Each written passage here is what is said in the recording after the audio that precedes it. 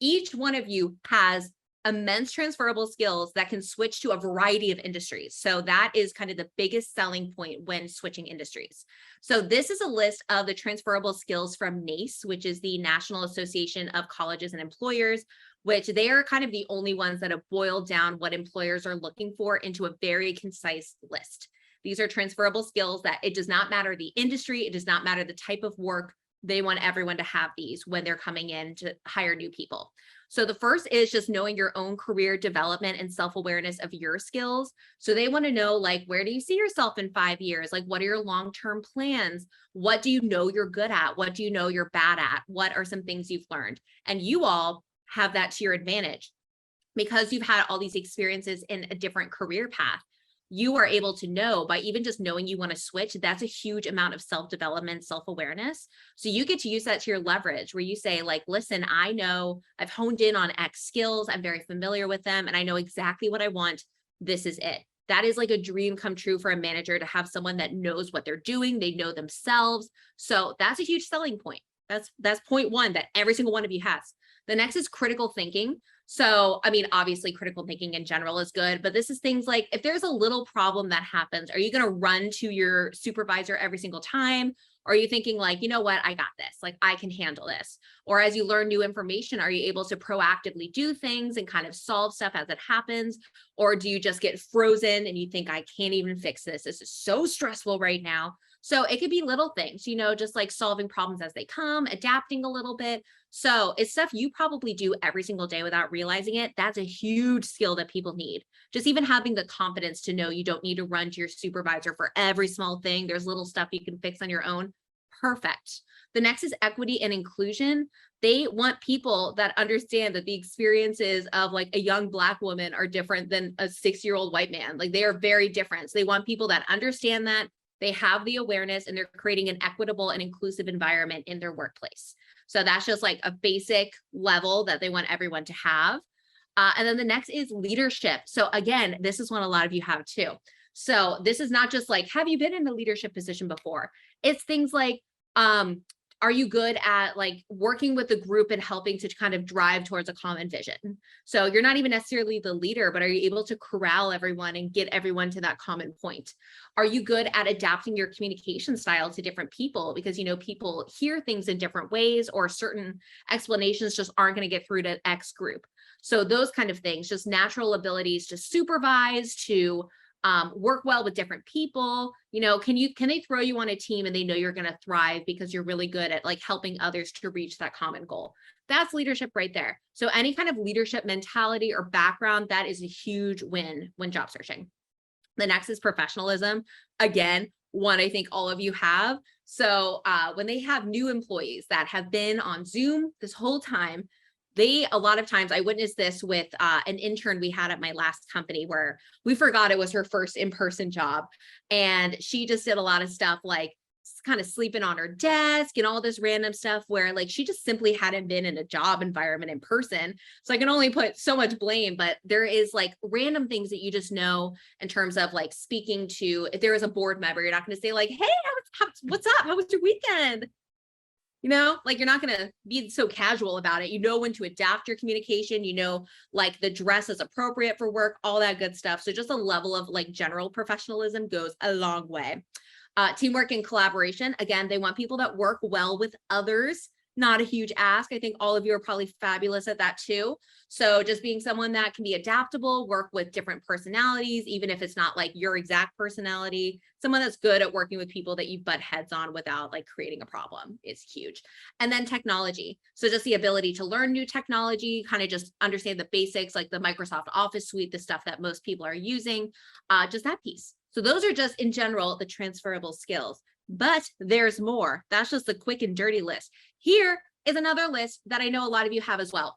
The first is writing. I have seen supervisors, they're like banging their heads on their desk. No one can write now. They get so mad. And like, I get it, because I've seen some rough writing, even from college students. I'm like, aren't you writing every single day? Like, I don't even understand. So having the ability to do not just general good writing, I mean, that's a huge plus, but technical writing, concise writing, where you just need to write like an article summary really quick, memos, writing for different audiences, because the tone's going to be a little different. Those skills take that to the bank. Like that is a huge, huge skill that it does not matter the industry. Every single manager wants them to have a good writer. Even just email development. There are some where I'm like, why did you think this was able to be sent right now? Like, give it one more glance, please. So just little things like that, you would have no idea, but that is a huge skill. The next is public speaking, and not even just like to a massive audience, but little things like if you were a consultant and you need to present to the client what you've been working on, like maybe a couple groups of 3 people, can you do it? Can you do it with confidence? And then Ron, translating emails from government managers so other staff understand them. Yes, a lot of times you're translating like a totally different language to other people, and that is huge skill set. And then Robin, presenting in grad school and getting better at in writing. See, like things like that, you have no idea the leverage that's going to have. So make a little portfolio and say like, I have learned to hone in my writing skills. I know how to translate complicated languages, this complex ideas and information, Ron, right there, into like things people can understand. That is like the exact thing with the email. So, I know they were in English, but like the technical writing, if an engineer wrote something and they handed it to me, there's no way I would know what that means. I need one person in the middle to translate just a little.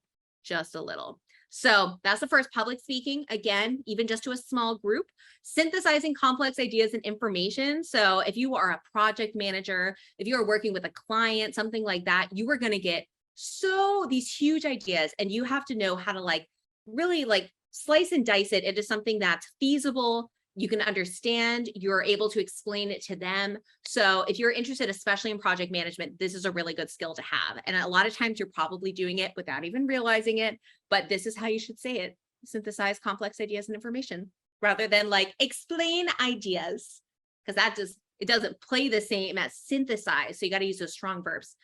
Project management as a whole is massively helpful. That is a skill that is needed in every single industry, whether it is engineering or marketing or IT. There are so many times you just need someone that's like, okay, here are the quarterly KPIs. Here's how we meet them. Let's do a little check-in. Let's do a kickoff. Here's everyone's specific role. So even if you don't have like a PMP or something like that, there's a lot of times you're using the skills of project management just even in your daily life. So that's another big one. Supervision or management experience. You have no idea too. A lot of times people are like, I've never supervised someone in my entire life. I don't even know where to start. I'm a horrible manager. Even just saying like, yeah, I've supervised people before. That, again, huge win, because not everyone has that background. Oh, PMP, Robin, that PMP is so good too. That is a good certification, I must say. I add that to the list of certifications you all should look at. And then autonomous plus self-starter. So again, they want someone that can come on, like train them a little bit, but they can trust that they're going to go off, they're going to do their work. You don't need to be like, did you get that project done? They don't need to micromanage, because you got it. And you are a self-starter. So once you know what you're doing, you can start new initiatives. You can really like get the ball rolling. So they want someone that has the confidence to do that and will do it. And then again, that kind of falls into takes initiative and being proactive. So once they show you something, you can say, oh, I knew that we would need those reports, so I already did them. That is like, I want to promote someone on the spot if they do that for me. That is just amazing to be proactive. So it may seem small to you, but it is big. They love people that are proactive. Oh, it does require 3 years. Yeah. The PMP is a big one. There is some lower levels ones that aren't classically PMP. There's like a PMCP or something. So there are other ones, but yeah, it does. That's a big commitment.